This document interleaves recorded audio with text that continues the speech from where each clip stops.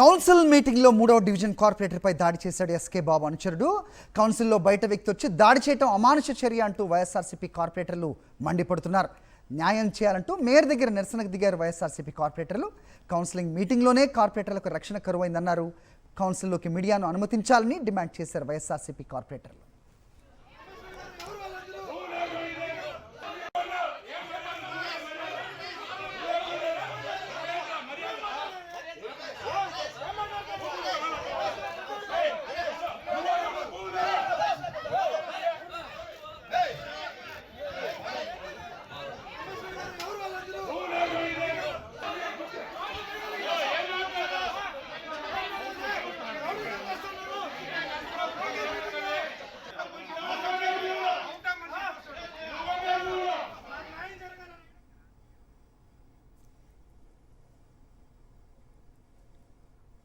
Right, ఇదే అంశంపై updates మా కరెస్పాండెంట్ ప్రసాద్ అడిగి తెలుసుకుందాం. ప్రసాద్, ఏం జరుగుతోంది? కౌన్సిల్లోకి మీడియాను ఎందుకు అనుమతించట్లేదు? వైఎస్ఆర్సీపీ చేస్తున్న డిమాండ్ ఏంటి? ఏం జరుగుతోంది అక్కడ?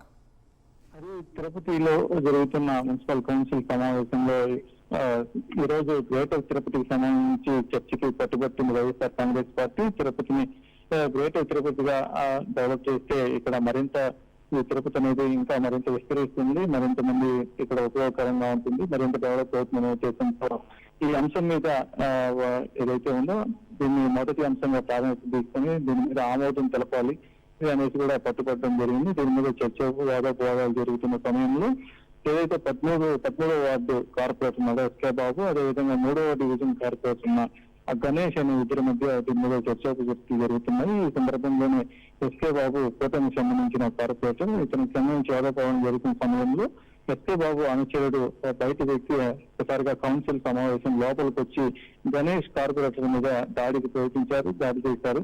ఈ సంఘటన ఒకసారిగా అక్కడ ఉన్న వారికి ఎంతో కూడా దిగ్భ్రాంతి గురిచేసింది. ఎందుకంటే ఎంతో ప్రాముఖ్యత ఉన్న ఈ సమావేశం నిర్వహిస్తుంది, ఎంతో భద్రత కలిగి ఉంది. అదేవిధంగా తిరుపతి ప్రథమ పౌరాల మేయర్ శిరీష అక్కడ ఉంది, అదేవిధంగా ఐఏఎస్ మున్సిపల్ కమిషనర్ మౌర్య కూడా అక్కడే ఉన్నారు.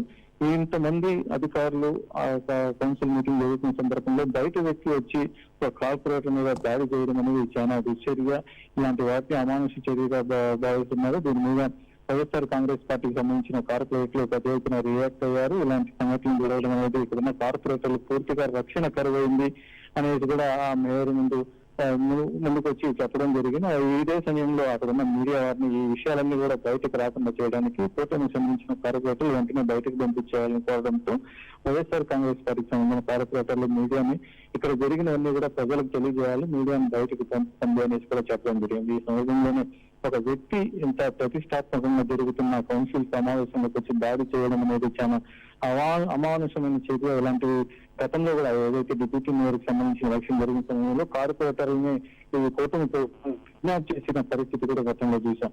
ఇప్పుడు నేరుగా కౌన్సిల్ అవన్నీ బయట జరిగింది. ఇప్పుడు సాక్షాత్తు కౌన్సిల్ సమావేశం లోపలికి ఒక బయట వ్యక్తి వచ్చి దాడి చేయడం అనేది ఇంతకన్నా కూటమి ప్రభుత్వం విఫలమవడానికి కారణం భద్రతా పరంగా ఎలాంటి చర్యలు లేకపోవడానికి కారణం వైఫల్యాలన్నీ కూడా పూర్తిగా బయటపడుతున్న పరిస్థితి ఉంది. ప్రసాద్.